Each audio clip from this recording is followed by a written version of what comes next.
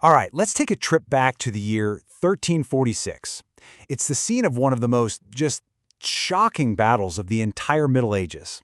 You've got this English army. They're exhausted, they're outnumbered, and they are totally cornered by what everyone thought was the greatest fighting force in all of Europe. What happens next?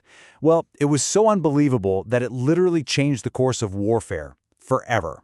So today, we're diving into the incredible story of the Battle of Crécy.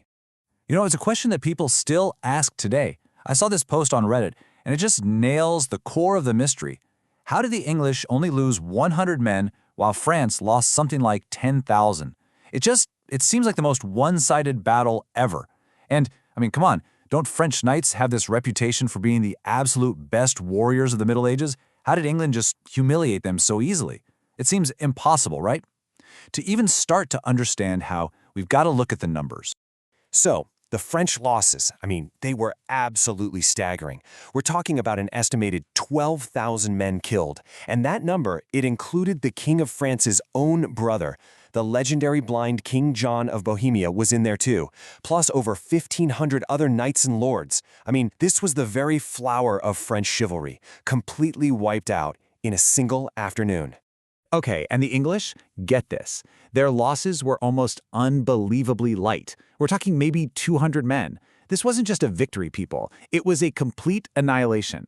A result so ridiculously lopsided, it just defies belief. So yeah, what on earth happened?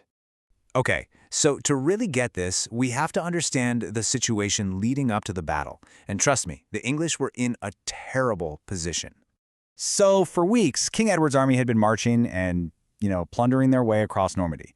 They were exhausted, a long way from home, and now the massive French army had finally caught up.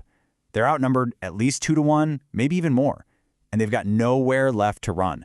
Seriously, by all accounts, this should have been the end of the line for them. But King Edward had an ace up his sleeve, and it wasn't just a single weapon. Not really. It was an entire system of warfare that the French, they just weren't prepared for it at all.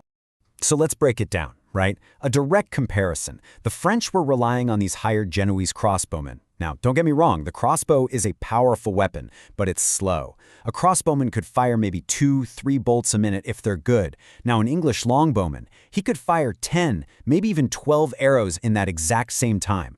Plus, the longbow had a way better effective range. That's a huge advantage on the battlefield. And here's the thing, this advantage wasn't just about the bow itself. Nope, it was a full-on national strategy. The English crown literally mandated archery practice by law for all able-bodied men. Think about that. This created this massive pool of expert archers, so much so that nearly 3/4 of the entire English army were longbowmen. Now imagine thousands of these guys firing all at once. They could create this terrifying arrow storm. We're talking over 50,000 arrows flying through the air every single minute. Just insane. And then, as if that wasn't enough, there was the weather. Just before the battle kicks off, this sudden, heavy thunderstorm rolls in. The Genoese crossbows, with their thick, heavy strings, got totally soaked and lost all their tension. Basically, they became useless. But the English archers? They just unstrung their bows and tucked the delicate hemp strings under their helmets to keep them dry. So before a single shot was even fired, you could say fortune had already picked a side. But look, the win at Crecy wasn't just about better tech or a lucky break with the weather. No way. It was about brilliant, disciplined tactics. King Edward III was no fool. He knew he couldn't win a straight-up fight, so he didn't try to. He laid a trap instead.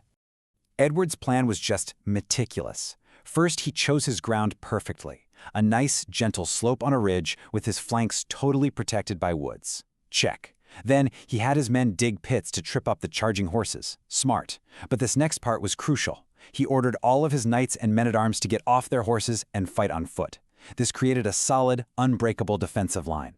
And finally, he put his thousands of longbowmen on the flanks in these V-shaped formations, creating this perfect killing field of overlapping crossfire. It was genius. And the French? Oh man! In stark contrast, they were a total picture of chaos. The chronicler Jean Froissart, who was writing at the time, tells us they were just completely out of control. The nobility, they were so eager for glory and so sure of an easy win that they just surged forward. King Philip's advisors actually begged him to wait. They were like, let's rest the army, let's get organized, we can attack in the morning. But the French knights? Nope. They weren't having any of it. They were just too overconfident, too desperate for personal honor.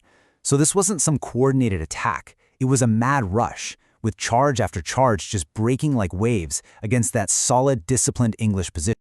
And this really gets to the fundamental difference between the two forces on that day. What you're seeing is a clash of two entirely different military philosophies. You know that saved Reddit thread I mentioned earlier? A user in there just summed it up perfectly. They said the English fought as a united army, with each part supporting the other. The French, they attacked more as a collection of powerful individuals. And that really is the core difference right there. The English knights understood that their job was to get off their horses, stand firm, and protect the archers because the archers were the real key to winning the battle. This created a cohesive, combined arms fighting force. Meanwhile, the French knights, just blinded by pride, literally charged through their own retreating crossbowmen, cutting them down just to get to the English lines faster. They valued personal honor way more than tactical sense, and they paid a horrific price for it. So for centuries, that's been the story everyone's told, right? But what if I told you that modern scholarship is revealing that the legend of Crecy, the story we all know, might not be the whole truth? Yeah, new research is starting to challenge, well, pretty much everything. That traditional battle site that tourists have visited for generations, it's almost certainly wrong, probably by several kilometers. There's also growing evidence that the English used a defensive ring of wagons, a Wagenburg, which is a tactic that's been completely ignored in the older histories. And get this, far from being fools, the French commanders were probably making logical decisions. They were just outthought by Edward's absolutely brilliant and unorthodox tactic. Now, it's also really important to remember to zoom out a bit here. Crecy was just one battle in a war that lasted for over 100 years. And while the English won these stunning victories at places like Crecy and later Agincourt, the French, well, they learned from their mistakes. They adapted their tactics. And at battles like Patay, they finally figured out how to beat the English archers and inflicted a crushing defeat on them. And in the end, let's not forget, it was France that actually won the 100 Years' War. So with all that said, why does Crecy still capture our imaginations so much? I think it's because its impact went way, way beyond a single day or even a single war. The Battle of Crécy was like a thunderclap that echoed all across Europe. It was the signal that the age of the heavily armored mounted knight, the supreme ruler of the battlefield for centuries, was coming to an end. A whole new era was dawning.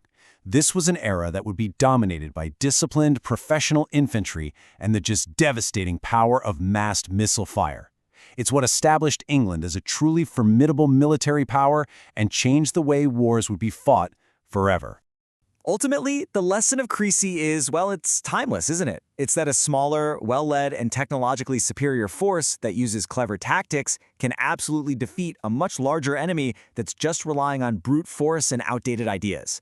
It's a principle we've seen play out again and again and again throughout history, which kind of makes you wonder, right? Where are we going to see it happen next?